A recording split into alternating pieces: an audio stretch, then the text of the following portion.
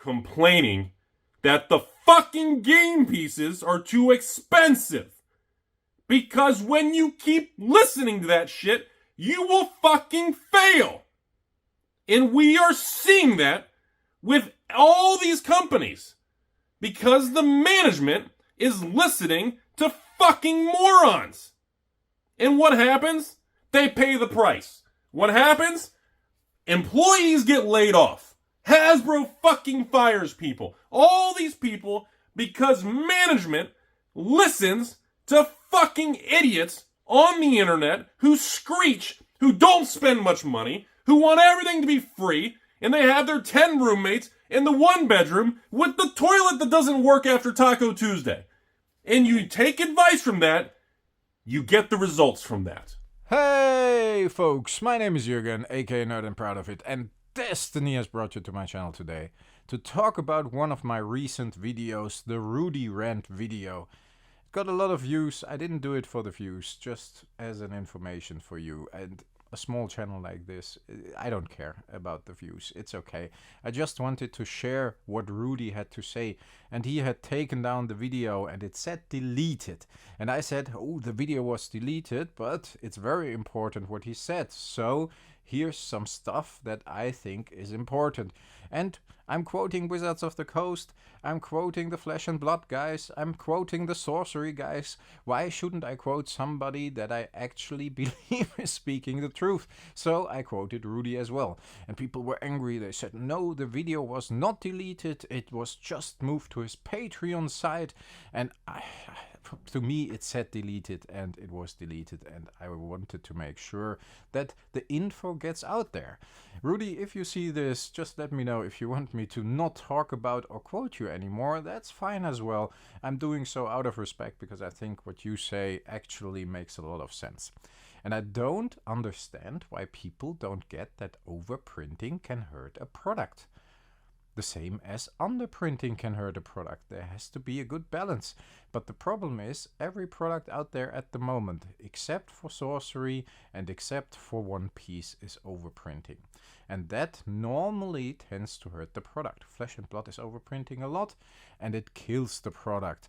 It kills the prices. The game piece faction wants that, but in the end, who's gonna buy those fucking boxes if there's no value in the boxes? There needs to be value in those boxes. It's very simple, otherwise you won't sell it. And then the company doesn't make the product anymore because it doesn't make them profit. What's so difficult to understand? And it's the defense mechanism sets in. Yes, but you bought boxes for investing and you are really angry because of this. And that's why you actually think your investment goes to hell. And that's why you say these things. Maybe, but I don't. I buy boxes to open them. There's a Sorcery box back there that's open. There's another one over there. There's a Magic box opened here on my desk. I have played with friends. It's so stupid. Not everybody is buying stuff as an investment. If that's the first thing you think about what people do if you can't get enough boxes, then that's completely wrong. Who's putting a lot of boxes in their closet? Who's doing that at the moment? Oh, everybody's buying all the Sorcery boxes out there and we can't get any, and that's why you all are evil investors. No, we're buying them because we like the game and we actually open product as well. It's not that difficult. I don't really get it. And Rudy said it absolutely correctly, and I'm going to quote him here again. So, as the bear market in the C continues to be removed from CCGs, we're seeing a lot of damage and a lot of changes as the rubble and the dust calms and we move into a new era of collectibles. As of right now, we have some new kids and hot things on the block, the Disney Lorcanas, the One Piece, the Sorcery, and I'll say the same thing I said 3 years ago. It's not difficult to be hot and successful and get kind of that lightning in a bottle and success off the ground. I love being a part of it and helping that growth and getting people wound up and causing that emotional reaction. But what tends to happen is eventually the excitement levels away as companies change and management expands and employees and payroll expands and overhead expands, and print runs tend to expand quicker based on speculation, and distributors tend to request tons of boxes based on pre-orders, And companies tend to listen to these pre-orders and they overprint. This is the song as old as time, the dance as old as time. And once you fracture that kind of trust, it's very, very, very difficult to bring it back. A lot of people out there are actually attacking content creators that have an opinion. You can have your opinion about the game pieces, but I can say all day long as I fucking want. I can do this all day like Captain America. I can say that game pieces, if they are too cheap and they are only game pieces, are ruining trading card games. It's called a CCG. Trading card game implies that you want to trade and cards have value so you can trade with them. CCG says collectible card game. It's a collectible as well. And of course it's a game, but it's both. The whole economy of the game doesn't function without these things. It doesn't function if there are no cards with value. It's not that difficult. And if you overprint, people will pay the price. And if boxes are not selling anymore, people get fired because the company is not making profit. It's not that difficult. I mean, you can have a different opinion, that is fine. But the problem out there is that you are not voicing your opinion in a respectful manner and that you are attacking people. And that's not okay. And it's not okay to attack Rudy, it's not okay to attack me, and for me it's not okay to attack you. I give you my opinion that I think you're wrong, and you can give me your opinion that you think I am wrong, and that's totally fine. In the end, we all should do that, and then we can learn. Maybe I am wrong. I don't think so, but yeah, it is what it is. So, folks, after everybody's like really hung up already, and I recognize that people who are complaining about titles are not actually watching the videos, and that's okay. I don't care. I'm caring about the people who are actually watching the videos, and I'm caring about the people actually who disagree with me, not only the people who agree with me, but the people who disagree with me in the comments, and that actually do so in a friendly and respectful way. We can have conversations, and that's good. And Rudy should voice his opinion because he has a really big reach. I don't, and I don't mind. I'm really happy with the small community here. And even the word community is something that people like Rudy don't like, which is fine. To me, it is a community. I don't want anything from you, and you don't want anything from me, except for maybe my opinion, and that I'm happy to give you. But for the rest, we're all good. So folks, please, it's very simple. Remember, if a card game, if a trading card game is starting to move into a direction like Flesh and Blood is doing now, it's very, very dangerous for the long-term health of the game.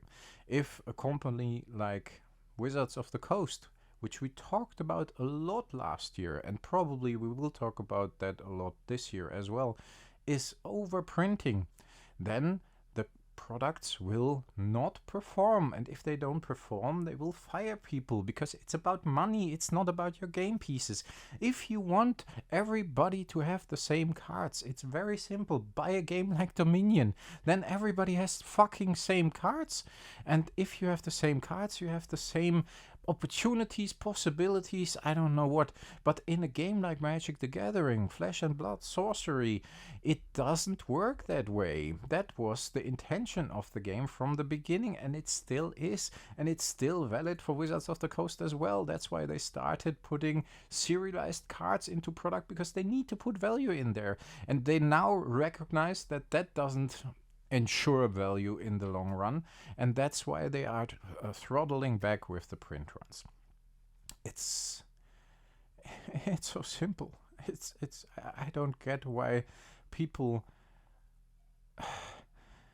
don't understand this. I don't invest in cardboard. I buy old stuff for a lot of money sometimes, if I can afford it. I can't always afford it, and that's fine.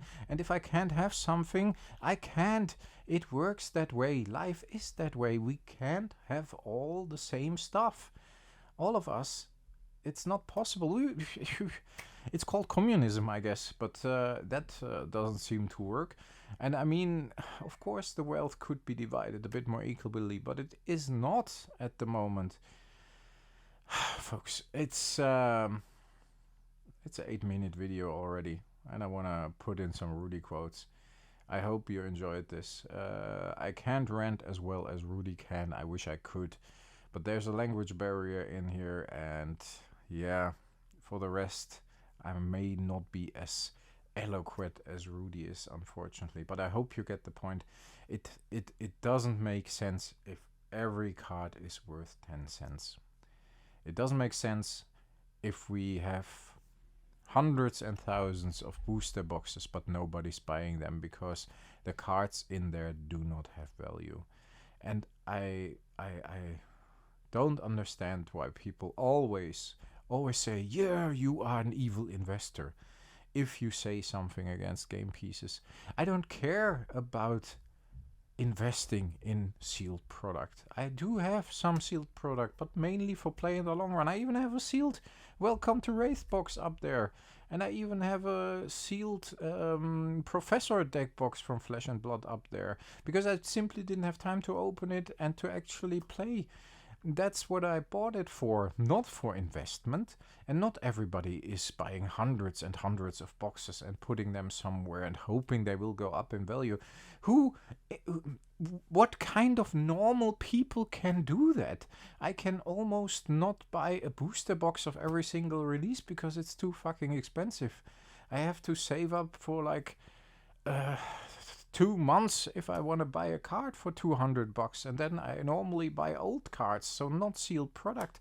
It's crazy that we are in that time where everything has to be available to everybody, and everybody has to have the same cards, and everybody has to have the same deck. That's not Magic the Gathering, and that's not Magic the Gathering when it's fun. Magic the Gathering is fun when somebody gets a crazy card for 10 cents and then puts it on the table. I remember back in the day there was a guy playing a Mox and then playing another Mox and playing a Dark Ritual and then playing an Arabian Nights Urnham Djinn before the reprint, which by the way ruined the value quite a bit back at the time. The Urnham Djinn is up again. And then he said like, yeah, this was like a $500 combo, and what are you gonna do now? And then I put my second land out there and I played the tarot and I said, yeah, that was like a 50-cent card. What are you gonna do now with an empty hand? It's about just having fun with the game. It's not about investing. It's not about how expensive the cards are. It's cool that there are some expensive cards, but that needs to be the case, otherwise the game won't function and it will eventually die. And you can say I'm being dramatic, but hundreds of trading card games showed that path in the past. And where are they now?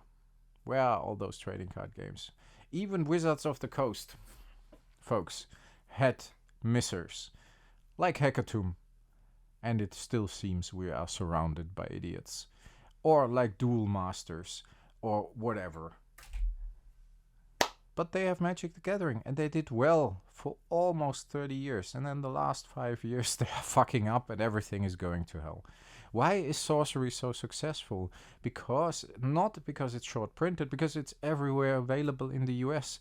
It's just not distributed well, because the European distribution channels apparently are not in place as well as they wanted to. But that's why it's scarce over here, and that's why boxes are $175.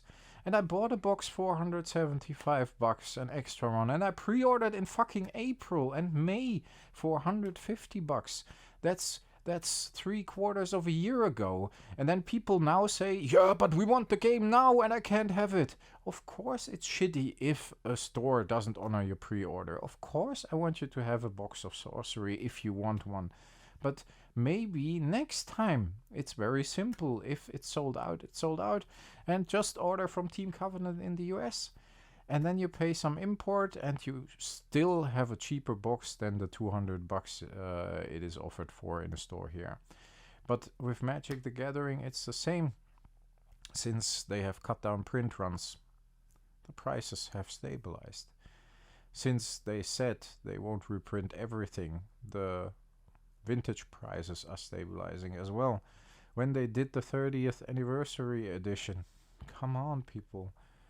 was horrible. Everything collapsed. It's not good that everybody has the same cards. There needs to be a balance between value and availability and scarcity as well in a trading card game. I hope it does make sense to you as well one day. I really do. I'm not sure that some people will ever accept the fact that they can't have everything. But it is what it is, folks. Stay healthy, stay frosty. I talk to you next time. Maybe with an even better rant. You never know. I'm gonna try to do the best I can and be like Rudy. And I think that's a good thing. Bye, folks.